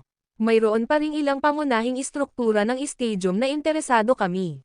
Tulad ng mga lugar ng paglangoy, track, at archery. Umiling si Jasper. Sa tingin ko, dapat mong ituon ang iyong pagtuon sa ilang mga proyekto na sigurado ka. Ang buong Olympic Stadium ay magiging isang napakalaking proyekto sa kabuuan at walang paraan na maaaring tapusin ng isang tao ang buong cake. Mamamatay ka sa pagtatanim, alam mo ba? Nanlaki ang mata ni Henry sa kilabot nang tumingin siya kay Jasper. Iyan ang literal na sinabi ng tatay ko. Paano mo nagagawa iyon? Ang video na ito ay edited by Urban Storytelling. Kabanata 315. Galit na nahiga si Henry sa kama habang humahagulgol. Siya ay kapatid ni Anna, at bilang kanyang kapatid, ibinalik niya si Jasper para hindi natretuhin na parang driver na nagsabing nagpaalis si ate nang dumating si Jasper. Pagkatapos ay nakarinig siya ng mga katok sa kanyang pintuan. Tuwang-tuwa, inisip ni Henry kung sa wakas ay natagpuan na ba ng kanyang kapatid ang kanyang konsensya at pumunta siya para humingi ng tawad at inanyayahan siyang sumama sa kanilang pag-uusap. Ngayon naalala mo na ba ang ginawa ko para sayo? Ngayon, nagsisisi ka na. Maninindigan siya at sisiguraduhing alam ng kanyang kapatid na hindi ganoon kadali ang humingi ng tawad sa kanya. Dahil doon, binuksan ni Henry ang pinto, bahagyang dumudulas ang kanyang kayabangan sa kanyang inaakalang stoic na harapan. Nandito ka ba para humingi ng tawad? Nasaan ang lafit na dinala mo mula sa Harbor City? Mabangis na pinutol ni Anna si Henry at pinilit ang isa na lunukan ang kanyang mga salita. Nanlaki ang mga mata ni Henry habang nag-aalalang nagtanong, "What do you want?" Iniligtas ko ang lafit na iyon para sa sarili ko. "Give it to me," walang emosyong sagot ni Anna. Nagdilim ang ekspresyon ni Henry. Wala ba siyang respeto sa kapatid niya? Gusto mo. Nagpa siya si Henry na lalaban siya hanggang kamatayan para sa kanyang dignidad. Ngumisi si Anna. "Sigurado ka. Sinabihan ako ni Papa na bantayan ka bago tayo umalis. O tatawagan ko ba si tatay at sabihin sa kanya na gabi-gabi kang umiinom at nakalimutan mo na kung ano ang pinunta mo rito?" Namutla ang labi ni Henry sa galit. Kasinungalingan iyon at alam nating dalawa. Sa tingin mo ba magtitiwala si Dad sa akin o sa iyo? Ang mga labi ni Anna ay kumikislap sa isang malademonyong anggulo. Iniisip kung paano ito ang unang pagkakataon na binigyan siya ng kanyang ama ng ganoong mahalagang trabaho at kung paanong ang maling akusasyon ng kanyang kapatid ay madaling masiraan ng loob. Lalong namutla ang mga labi ni Henry. "Bahala ka." Marahas na isinaksak ang bote ng alak sa mga bisig ni Anna, nagdilim ang ekspresyon ni Henry. "Hindi ka man lang umiinom ng alak, ano ang gusto mo sa aking lafit?" Gusto ni Jasper ng red wine. Binuhat ni Anna ang lafit sa kanyang mga bisig at tumalikod na umalis na may halong tawa. Natigilan, galit na tinapakan ni Henry ang kanyang mga paa. "What the F***, ginagawa mo ito para sa kanya. Hesukristo, kahit papaano ay anyayahan mo rin ako. Iyan ay isang 2082 lafit. May 3 bote lang ako." Galit na lumabas ng silid si Henry at mahigpit na sinundan si Anna. Hindi siya pinansin ni Anna at bumalik sa kwarto, iwinagayway ang bote ng red wine sa harap ng mga mata ni Jasper na parang naghihintay ng papuri. "Isang 2082 lafit, gusto mong subukan?" Then, she casually pointed to Henry for him to open the bottle. Natagpuan ni Henry ang pambukas ng bote, at naramdaman niya ang tahimik na pag-iyak ng kanyang puso. "What the F***, how could she cheat my wine of me? Tapos tretuhin mo ako na parang waiter niya. Ako ang iyong kapatid dito. Magkamag-anak kami, sa dugo." Ngumiti si Jasper. Tiningnan niya ang sobrang bagyong ekspresyon ni Henry at nakuha niya ang diwa ng nangyayari. "Magaling, gusto kong makipag-usap kay Henry tungkol sa pag-secure ng proyekto sa Olympic Village." Nagpanteng ang tenga ni Henry habang ngumisi. Sa tulong ni Jasper, Ang kanyang pagkakataon na magtagumpay ay tataas na ngayon ng higit sa 50%. Gusto niyang tanungin si Jasper, may gusto ka bang isama sa iyong alak, kuya? Bibilhin ko lahat para sa'yo ngayon. Dapat malaman na si Henry ay kasalukuyang walang pagdududa pagdating sa kakayahan ni Jasper. Lubos niyang hinangaan ang lalaki at nais niyang maging isang lalaki tulad ni Jasper. Bilis, Jasper, sabihin mo sa akin ang iyong iniisip. Ang video na ito ay edited by Herban Storytelling. Kabanata 316. Sa silid ng hotel, nagklink sina Jasper at Henry ng kanilang mga baso ng alak. Logically speaking, with the news of being approved for hosting the Olympics still fresh, it should still be a while before the construction plans for the Olympic Village and the other stadium starts.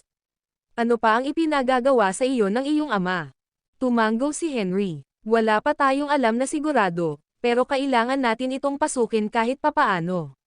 Sinabi ni tatay na dahil napakalaking proyekto nito, mas mabuti kung pumunta ako at ibigay ang aking paninindigan ng mas maaga kaysa sa huli na. At para sa amin na nais na magbigay ng ulat sa pagpaplano sa mga taong namamahala sa lahat ng ito. Nais ng mga taong namamahala na gumamit ng maraming ideya hanggat maaari dahil ito ay isang malaking stadium na aming itinatayo. Ito ay hindi isang disenyo na maaaring gawin ng isang kumpanya o dalawa mula sa tuktok ng kanilang mga ulo. Ang bawat stadium ay dapat ang pinakamahusay sa pinakamahusay. Kaya ang bawat partido ay binibigyan ng pagkakataon na mag-abot ng isang ulat, na nagmumungkahi ng disenyo, lokasyon, at maging ang pangalan. Dahil ang lahat ng ito ay maipapakita sa pamamagitan ng isang ulat. Kahit na hindi sinabi ng mga kinauukulan, alam ng lahat na malaking benepisyo ang may dudulot nito kung mapipili ang iyong panukala. Naningkit ang mga mata ni Jasper. May proposal ka pa ba? Matapat na sagot ni Henry, ang isang bagay na ganito kalaki ay dapat na idinisenyo ng isang profesional na koponan, ngunit napakaraming mga sopistikadong designer sa bansa. Napakaraming taong lumalaban para sa kanila at kahit na malapit ang pamilya Lo sa iilan sa kanila, wala pa ring ipinangako. Tumanggaw si Jasper bilang pag-unawa at idinagdag, sabihin mo sa akin kung kailan ka magsisimula. Baka may ilang ideya ako na makakatulong. Ang kabuuang plano para sa Honeycomb Stadium, Aquatic Center, at Olympic Village ay nasa isip niya. Pagkatapos ng isang round ng makatutuhanang mga mungkahi, si Jasper ang may pinakaangkop na panukala sa disenyo at ang pinakamalaking pagkakaunawaan. Ang kailangan lang niyang gawin ay ipasa ang proposal na may nilalaman mula sa kanyang nakaraang buhay at tiyak na ito ang pipiliin. Alam mo rin ba ang tungkol sa pagdidisenyo? Parang naghinala si Henry. Ngumiti si Jasper. Hindi tungkol sa pagdidisenyo, hindi, ngunit mayroon akong mga ideya. Nagkibit balikat si Henry. Magsasalita na sana siya nang biglang tumunog ang phone niya. Nang makitang hindi kilalang numero iyon, ayaw ni Henry na kunin ito. Ngunit sa tuwing ibababa niya ang tawag, tatawag lang ulit ang kabilang partido. Anong gusto mo? Hateng gabi na dito. Mas mabuti pang magkaroon ka ng magandang dahilan para tawagan ako ng huli o papatayin kita. Galit na sigaw ni Henry sa telepono. Siguradong may sinabi ang kabilang partido, dahil bahagyang nagsalubong ang kilay ni Henry at naging interesado ang ekspresyon nito.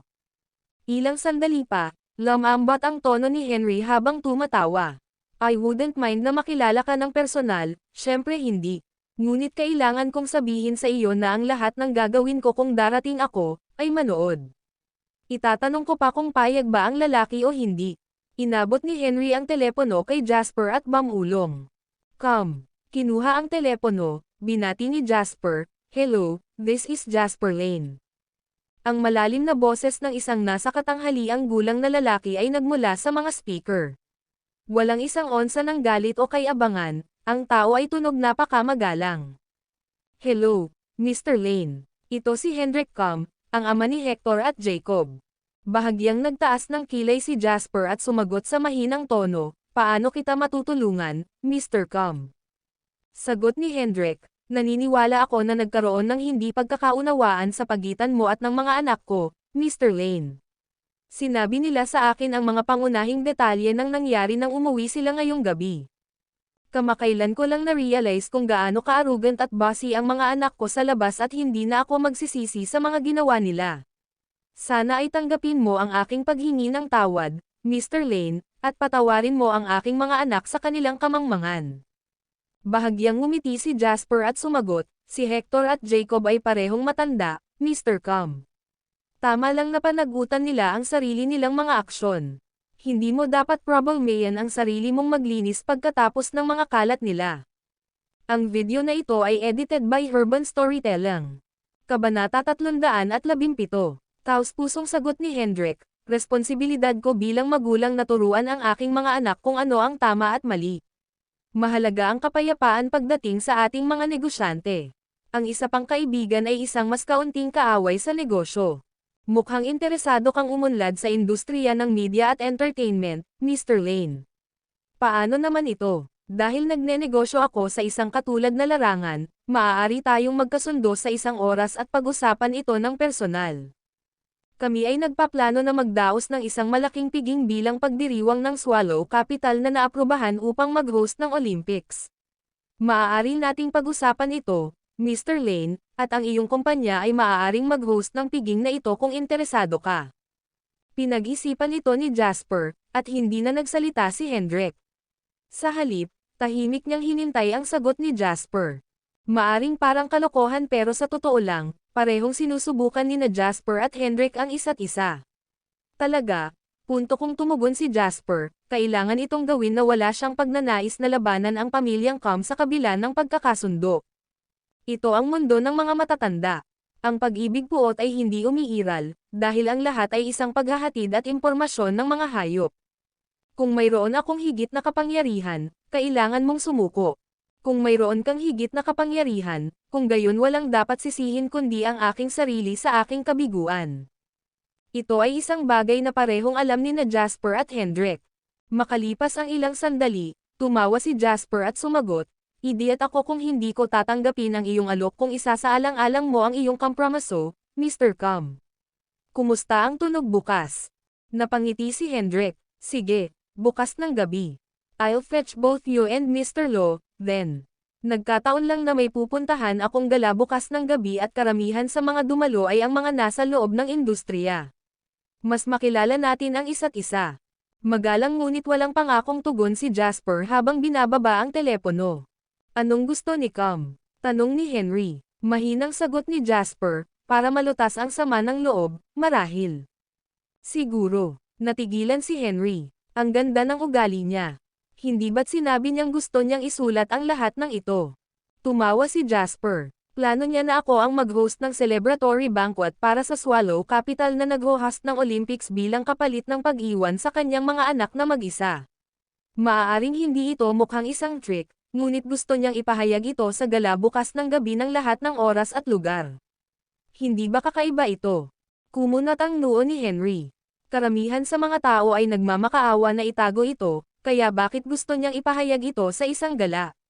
Nabaliw na ba siya? Pagputol ni Ana, sa masasabi ko, malamang na napagdesisyonan na ang host para sa celebratory banquet. Pagkatapos ng lahat, ito ay isang biyaya sa parehong kasabihan at kapalaran ng host. Ipaglalaban ito ng lahat kahit anong mangyari. Lalo na kapag ito ay tungkol sa isang bagay na kasing engrandi ng Swallow Capital na naaprubahan para sa pag-host ng Olympics. Ang taong nagpapasyahan na malamang na naroroon, at ikaw ay ita-target bukas ng gabi. Tumanggaw si Jasper sa pagsusuri ni Ana. Iyon din ang iniisip ko. Anong F***? Ang matandang lalaki ng Combs ay mas mahirap pakitunguhan kaysa sa kanyang mga handgal na anak na lalaki. Paano siya naging napakasama? Tinatawagan ko siya at pinapagalitan siya, asar ni Henry. Kumalma ka. Pinigilan ni Jasper si Henry. Ito ay hula lamang. Kahit na ito ang katotohanan, ito ay isang nakatagong plano. Maliban kung iyon ay, agad kaming tumalikod sa kanya at nakasalubong namin ang labanan ng direkta. Ang ibig sabihin ni Hendrik ay mamimigay sila ng mga palabas, ngunit kung aanihin natin sila o hindi ay depende sa ating sariling kakayahan. Walang paraan na maibabalik niya ang mga ito kahit na hindi natin magawang anihin sila dahil ang pamilya Com ay nakik-out na sa equation na nag-iisa ang nangyaring ito. Nagdilim ang ekspresyon ni Henry. Hindi ba ito nagpapalam sa kanya ng masyadong magaan? Hindi man lang tayo nakikinabang dito. Pinaikit ni Jasper ang kanyang mga mata. Ang mundo ay hindi kasing kabaitan gaya ng ginagawa natin. Hindi magiging ganoon kadali para sa kanya ang sisihin. Ang video na ito ay edited by Urban Storytelling. Kabanata 318. Sa loob ng compound ng pamilya sa Swallow City. Ibinaba ni Hendrik ang telepono, kalmado ang ekspresyon. Nag-aalalang tumingin sina Jacob at Hector sa kanilang ama. Sa huli, si Jacob pa rin ang kumagat ng bala at nagtanong, "Tay, pumayag ba siya?" Mahinahong sagot ni Hendrik, pumayag siya. Nakahinga ng maluwag si Hector nang marinig ito. Nonetheless, hindi niya mapigil ang mapamura. And here I was, thinking he's so capable. Hindi ba ito nagpapakita na takot siyang ma-fall out sa atin? Binigyan namin siya ng paraan para mailigtas siya sa anumang kahihiyan at tinanggap niya iyon, at least matino siya. Malamig na tiningnan ni Hendrik si Hector at pinagalitan siya, paano ako nagkaroon ng anak na may kakulangan sa pag-iisip na tulad mo? Hindi alam ni Hector kung saan siya nagkamali sa kanyang mga komento. Baka sa kanyang mukha ang kanyang kawalang kasiyahan ngunit hindi siya naglakas loob na akitin si Hendrik. Matalino siya, ano siya? Sa tingin mo natatakot siya? Kung natatakot siya, ngayong gabi ay hindi siya gagawa ng hakbang para durugan ang ilang kumpanya ng media na pag-aari ng aming pamilya, galit na sabi ni Hendrik. Nagawa na niya ang anumang paghihiganti sa inyong dalawa. Dahil tapos na iyon at tapos na, hindi siya natatakot sa anumang susunod naming gagawin, tiwala siyang kakayanin niya. Gayunpaman, maginhawa siyang gumawa ng paraan na ito dahil naglabas kami ng mga benepisyo o palitan. Kung ikukumpara sa pagbibigay ng vent sa isang sandali ng galit, ang mga benepisyong makukuha mo ang siyang tunay na pakikitungo. Kailan ba kayo magkakaintindihan dito? Ito ang tinutukoy ng mga tao na alam kung kailan susulong o otres, matapang at matapang. Tignan mo yung dalawa, anong alam mo? Ang alam mo lang gawin ay magselos sa isa't isa at makipaglaban para sa pabor tulad ng mga pusa at aso. At iniisip mo pa rin na napakalaking shot mo. Tinanong ni Jacob, kung gayon, ano ang dapat nating gawin bukas, itay? Nagsindi ng sigarilyo si Hendrik at humila ng matagal. Mataimtim niyang sinabi, iniwan ko na ang pagdiriwang na piging na ginaganap bilang parangal sa matagumpay na bid para sa Olympic Games. Nagbago ang ekspresyon ni Jacob nang marinig niya ito. Tay, importante talaga ang piging na ito. Sino ang nakakaalam kung ilan sa mga big shot ang manunood nito? At saka, hindi ba't hiniling na natin sa pamilyang Turner na i-host ito? Kung babalikan natin ang ating salita, hindi natin kayang harapin ang galit ng pamilya Turner. Isang malamig na tawa ang ibinigay ni Hendrik. Dahil ako ay may karapatan sa pag-aproba, wala akong opinyon sa alinmang paraan kung ito ay mapupunta sa pamilyang Turner o kay Jasper. Kung sino man ang makakakuha nito, well, depende iyon sa kung gaano sila kakaya. Saglit na nag-isip si Jacob. Habang iniisip niya iyon, mas lalo niyang naramdaman na may katuturan ito. Nagulat siya, napabulalas siya, Tay, ang ibig mong sabihin ay hahayaan mo silang mag-away sa pagitan nila. Sa isang mapanuksong tawa, nanunuya si Hendrik, sa tingin mo ba napakadaling makakuha ng mga benepisyo mula sa pamilyang Com? Kapag nagsimula na ang handaan bukas, pareho kayong mananatiling low profile. Huwag kumilos na parang big shot at huwag magsabi ng anumang hindi mo dapat sabihin. Bukas, hindi kami ang pangunahing pinagtutuunan ng pansin, dapat ay ang pamilyang Turner at si Jasper, baka si Henry. Magiging manonood na lang kami. Kuwit-kuwit. Kinabukasan, pumunta muna si Jasper sa Easy Media para magsagawa ng video conference. Gayunpaman, para sa pulong na ito, pansamantalang ipinagpaliban ni Jasper ang kanyang pananakop sa White Media Company. Sa halip, nakatuon siya sa pagsasama ng mga mapagkukunan sa pagitan ng dalawang kumpanya. Ang unang plano ni Jasper ay para sa mga kumpanya ng Mainland at Harbor City na bumuo ng magkatabi at sumulong ng magkasama sa domestic entertainment market. Partikular na patungkol sa Mainland market, nagkaroon siya ng kalamangan sa kanyang mga alaala bago siya muling nagkatawang tao. Alam na alam niya na ang Mainland entertainment market ay magiging napakalaki sa hinaharap, na nagkakahalaga ng daan-daang bilyon. Ang gayong malaking hiwa ng kilalang pie ay kailangang ihanda ng maaga. Kahit na ang industriya ng pelikula sa Harbor City ay bumababa na ngayon, ang entertainment industry ay binubuo ng higit pa sa mga pelikula. Higit pa rito, Mas marami ang mga celebrity sa Harbor City kaysa sa mainland, at mas mataas din ang kanilang kasikatan. Ang isang alyansa sa pagitan ng dalawang kumpanyang ito, sa makatuwid, ay makakamit ang hindi pa naririnig na mga resulta. Isa pa, kahit nang hina, malakas pa rin ang malalakas. Sa nangungunang 4 na malalaking kumpanya ng pelikula sa Harbor City na gumagana ng magkasama, ang pagbuo ng mainland market ay magiging mas madali. Ang video na ito ay edited by Urban Storytelling. Kabanata 319. Ang pulong na unang naka-schedule para sa 3 oras ay tumagal ng buong araw. Sa pagtatapos ng pulong, ang dalawang kumpanya ay nagbalangkas ng isang balangkas para sa kanilang pag-unlad sa susunod na 2 taon. Bukod dito, magpapadala rin ang Advent Entertainment Group ng isang management team para tulungan si Jasper sa pag-agaw ng Easy Media sa isang death grip. Bagamat ang mga nangungunang executive ng Easy Media ay nakaramdam ng pagtatalo tungkol sa kanilang pagbaba ng kapangyarihan, walang nang-ahas na magsalita ng kahit ano dahil si Jasper na ngayon ang big boss. Kinailangan nilang tanggapin ang katotohanan. Nang matapos ang meeting, nakaparada na sa harap ng kumpanya ang kotseng ipinadala ng pamilyang White para kunin si Jasper. Napagtanto ni Jasper na si Henry lang ang nasa loob nang makapasok. Hindi gusto ni Anna ang mga elite gathering na ito. Dumating sa Swallow Capital ang ilan sa mga malalapit niyang kaibigan noon sa universidad para sa kanilang development, kaya lumabas siya ngayon para makipagkita sa kanyang mga kaibigan. She asked me to inform you na hindi siya pupunta, paliwanag ni Henry. Tumanggaw si Jasper at nag-isip sandali. Pagkatapos ay tinawagan niya si Julian at sinabihan itong bantayan si Anna at protektahan ito. Bagamat walang sino man sa Swallow Capital ang may lakas ng loob na ay bully si Anna, at the end of the day, hindi ito Harbor City. Kung sino mang mababaw na lokal na thug ang gustong magdulot ng gulo kay Anna, lahat ay maaaring ayusin kasama si Julian sa paligid. Dumating sina Jasper at Henry sa isang restaurant makalipas ang halos kalahating oras. Ang gate ay mukhang ordinaryo at gayon din ang quadrangle, ngunit ito ay matatagpuan sa gitnang lugar ng Swallow Capital. 10 minutong lakad lang ito mula sa palasyo ng Imperial. Kahit ngayon sa taong 2000, ang mga presyo ng pabahay dito ay lumampas na sa 100,000 dolyar kada metro kwadrado. Ang pabahay sa lugar na ito ay hindi mabibili ng pera kahit na ang isa ay mayaman sa hinaharap. Walang pabahay na ari-arian ang maaanod sa merkado. Noong dumating ang lolo at tatay ko sa Swallow Capital kanina, pinakagusto nila ang mga pagkain galing sa Shallow Grass Hall, bukod sa State Banquet. Maaari itong ituring na totoong first-rate na pribadong kusina.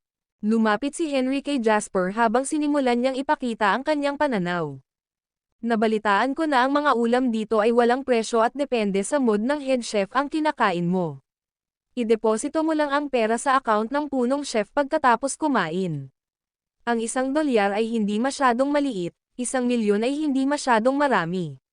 Narinig ko na minsan ay nagbayad ang isang amo ng 10,000,000 para sa isang 6 na kursong pagkain. Gayunpaman, karamihan sa mga tao na kayang pumunta dito para sa pagkain ay hindi masyadong mataas ang profile. Karaniwan, sapat na ang ilang daang libong dolyar bilang tanda ng pasasalamat. Sa tingin ko, malaki ang binayaran ni Hendrik para ayusin ang handaan dito. Tumanggaw si Jasper habang nakikinig. Tumawid silang dalawa sa taas na pasimano ng pinto at pumasok sa quadrangle. Isang durog na pader ang nakita kaagad pagkapasok nila. Ang ganitong uri ng pader sa quadrangle ay dinisenyo para sa isang layunin. Ang mga ito ay tinatawag ding retaining wall at ginamit upang harangan ang malamig na hangin sa panahon ng taglamig at panatilihin ang espasyo sa pagyayelo. Pagkatapos maglibot sa dingding ng mga durog na bato at sa kahabaan ng glazed tile corridor na inukit ng mga dragon at phoenix, naglakad sila sa paliko-liko hanggang sa makarating sila sa inner section. Ang paikot-ikot. Landas ang naghatid sa kanila sa isang tahimik at liblib na lugar. Ang kakaiba at talino ng quadrangle ay inihayag para makita ng lahat. Alamin mamaya kung may mga bahay na may quadrangles na ibinebenta sa Swallow Capital. I can buy and keep them, biglang sabi ni Jasper kay Henry na nasa tabi niya. Si Henry ay tumingin kay Jasper ng kakaiba at nagtanong, ang mga presyo ng mga bahay na may mga quadrangles sa Swallow Capital ay kabalbalan na ngayon. Kahit na ang mga mas maliit na may mas mahihirap na geograpikong lokasyon ay may mga batayang presyo na 10-10 milyon. Worth it ba sila? Ngumiti si Jasper at sinabing, huwag kang mag-alala, gaano man kataas ang presyo, mas mura ang bilhin ngayon. Ang mga presyo sa loob ng ilang taon ay magiging mas mapangahas at mas hahanapin pa ang mga ito. Tumango si Henry. Pagkatapos ng napakaraming bagay, mas gugustuhin niyang magduda na parisukat ang araw kaysa sa mga insight ni Jasper sa investments. Tahimik niyang inisip ang bagay na ito. Naglakad silang dalawa sa corridor at umikot sa rockery at pond. Pagdating pa lang nila sa labas ng pinto ng isang guest room, narinig nila ang malakas na boses ng isang lalaki mula sa loob. Saan nanggaling ang maraming tao na ito nang hihinayang? Ang party ay aayusin ng Turners. Sino mang mag-alis niyan sa akin ay hindi nirerespeto ang pamilya Turner. Sino ang napakatapang para pigilan ako sa pag-aalaga sa aking negosyo sa Swallow Capital? Bakit hindi nila pinuputol ang kanilang sariling Amerikana ayon sa kanilang tela? Ang video na ito ay edited by Urban Storytelling. Kabanata 320. Si Henry, na nasa labas, ay tumawag, "Hoy!" Agad niyang binuksan ang pinto nang marinig ang boses. Sinong tanga ang nagkakagulo dito? Turner family ito, Turner family na, anong problema? Napakadakila ba ng pamilyang Turner na maaari silang umakyat sa langit? Ang mga salita ni Henry ay nakakuha ng atensyon ng lahat sa silid. Si Hector at Jacob ay masunurin na nakaupo sa gilid. Nakaupo sa upuan ng host ang isang nasa katanghaliang gulang na lalaki na may puting buhok at isang steady presence na hindi nakilala ni Jasper. Tila si Hendrik ang taong iyon. Sa kaliwa ni Hendrik ay nakaupo ang isang binata sa edad na 30. Maganda ang pananamit niya, ngunit nakasulat sa buong mukha niya ang pagmamatigas. Sa sandaling ito, nakatitig siya kay Henry na may kumikislap na malamig na liwanag sa kanyang mga tingin. Ang taong ito ay dapat ang taong mula sa pamilyang Turner na nagsasalita noon. Nang makita si Henry at Jasper, tumayo si Hendrik na nakangiti at sinabing, "Young Master Lo at Mr. Lane, nandito na po kayo." Lumapit si Hendrik habang nagsasalita. Una niyang inabot si Jasper at sinabing, "Mr. Lane, ako, si Hendrik Kam, ay talagang nag-imbita sa inyong dalawa sa piging ngayon upang ilibing ang palakol. Lubos akong nagpapasalamat kay Mr. Lane sa pagpapakita niya." Nakipagkamay si Jasper kay Hendrik at malamig na sinabi, "Napakaganda ng piging na ito na inihanda mo ng husto, Mr. Kam. Siyempre, kailangan kong magpakita." Makahulugang sinabi ni Jasper. Ngumiti si Hendrik at nagkunwaring wala siyang naiintindihan. "You're very welcome, Mr. Lane, Mr. Lo, pareho kayong pumunta dito at mabilis na maupo." Habang inaakay niya silang dalawa sa upuan, lumapit si Hendrik kay Eric. Magiliw niyang tinapik ang balikat ni Eric at sinabing, "Ito ang young master ng pamilya Turner, si Eric Turner. Ang lahat ay bahagi ng parehong industriya dito. Sigurado ako na maaaring magkaroon ng mga pagkakataon para sa pakikipagtulungan kapag nakipag-chat kami sa isa't isa." Sa sandaling binigkas ang mga salitang ito, ngumisi si Eric at sinabing, "Hindi lahat ng Tom, Dick, o Harry ay karapat-dapat na kumain kasama ako." Lubos kong hinahamak ang karumihan. Nang marinig ito, agad na pinaikit ni Henry ang kanyang mga mata upang ipakita ang isang nagbabantang kislap. Siya ang palaging nagsasabi ng ganoong komento sa iba. Kailan pa ang turn ng ibang tao para ibaliktad siya? "Hindi ka ba medyo masungit?" Ngumisi si Henry at sinabing. Tumingin si Eric kay Henry at walang pakialam na sinabi, "Henry Lo, huwag mong isipin na ang pamilya ng Lo ay napakahusay. Ang taong iginagalang ng iba ay si Old Master Lo, isang heroic figure. Ano ang kinalaman niyan sa iyo? At the end of the day, may kapangyarihan lang ang Lo family sa Harbor City, pero talagang sinasamantala mo ang kanilang impluwensya pagkatapos pumunta sa Swallow Capital.